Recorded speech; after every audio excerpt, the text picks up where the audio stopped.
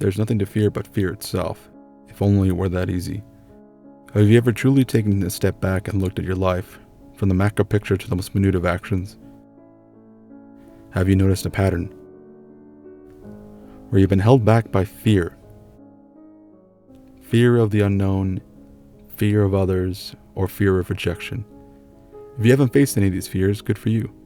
But if you have, know that you're not alone. Fear is an evolutionary advantage. If we didn't have fear, our ancestors would have died before they could have thought to evolve. Though it has been useful for the caveman to run away from the shaking bush, for the common human of today, fear of animal attacks is staggeringly low. Maybe not zero, but a lot less likely. So why does fear have a death grip on us? The feeling of white noise climbing up our spine, up to our scalp, clouding our judgment and freezing us in place. It feels like there's nothing we can do. Fear has us trapped in its spider's web. This is not everyone's experience, of course, but during the fight or flight response, some will be immobilized and others will run. It's dug its claws into our flesh and made us envoys of its will.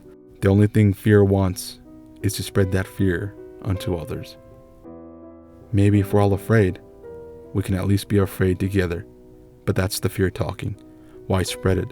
You felt its effects. Why make others join you? Truly, there's nothing to fear but fear itself. Fear is an infection. It spreads from patient zero into the community. Person by person, it infects their brains and mobilizes them to the irrational.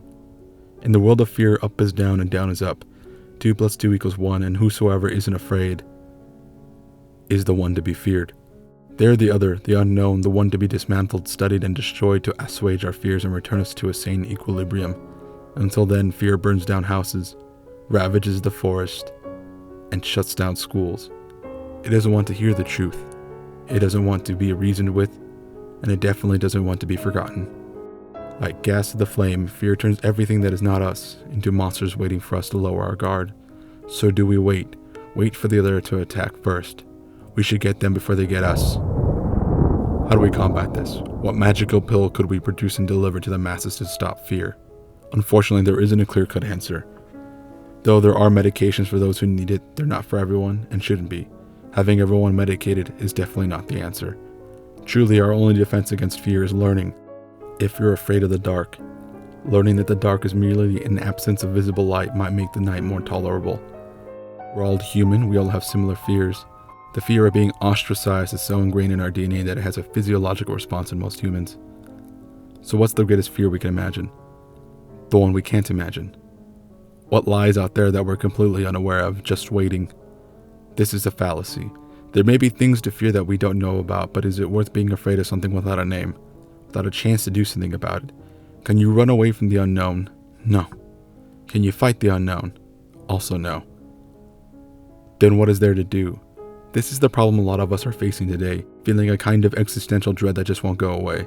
There's nothing we can do because it's not a tangible thing. It's not Sauron hiding in Mordor, the monster under your bed, or the writers of Game of Thrones. It's not a real flesh and blood enemy for us to face. Just saying get over it doesn't seem to work either. How can one vanquish the fear of the unknown with a 3-word sentence? I've had these irrational fears. Ever since I was a child, I've always had an overactive imagination that only needed the smallest amount of fuel to strike fear into my heart. Growing up for me was rough. What I've found that works the most against this irrationality is incorporating the rational. Is this plausible? Is it real? I do copious amounts of research. I look at multiple perspectives and deduce what is worth worrying about and what's worth kicking to the curb. I know that doing that amount of research is time-consuming and mundane, but sometimes that's the answer. Instead of imagining a global conspiracy, it's better to realize that the world is boring. There is no New World Order conspiracy because that'd be 1, hard to keep quiet. 2, need an insane amount of effort. And 3, getting that many people to agree on something is greater than the greatest Herculean task. The world is boring, though there are plenty of real-world problems that are just as boring as they are damaging. It's looking into these problems and finding ways to help in any way you can. That's the trick. If that all sounds like a draining task in and of itself, then here's a simple exercise I've taken up. I ask myself, is there something I can physically do about this right now? And if the answer is yes, then I look into doing something about it. I conduct research, I make lists, and I tackle the problem head on. You can't fear a problem you know you can overcome. If the answer is no, then I don't worry about it. I write a quick list of ideas about the problem. If it is indeed a problem, then I put it away. It's there if I need it to remind myself another time. So that's the malevolent side of fear. Is there a benevolent side? Of course. Fear keeps us moving. Again, if our ancestors lacked fear, they wouldn't have dodged a lion hiding in the bushes. So now it's time to incorporate our fear to transform it into a tool to propel us further.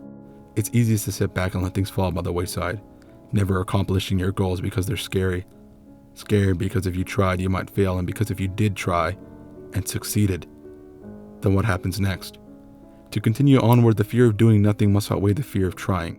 It's a hard balance to reach, especially with the way the world is today, and whatever day you happen to watch this video will be applicable because the world always has something to worry about. Trapezing through this balance is where the work happens. The fear of failure looming ahead, but the fear of never trying pushes us forward. And maybe, just maybe, we'll reach the end of the line, realize that the effort was well worth it, no matter the result. We'll sigh, look ahead, and see another tightrope ahead of us. Shall we go again? Thank you all so much for watching this video. It'd mean a lot if you like, comment, subscribe, and share it in any order or option you choose. I hope you enjoyed this episode, and I hope to see you again in the next one. This has been Future Orange.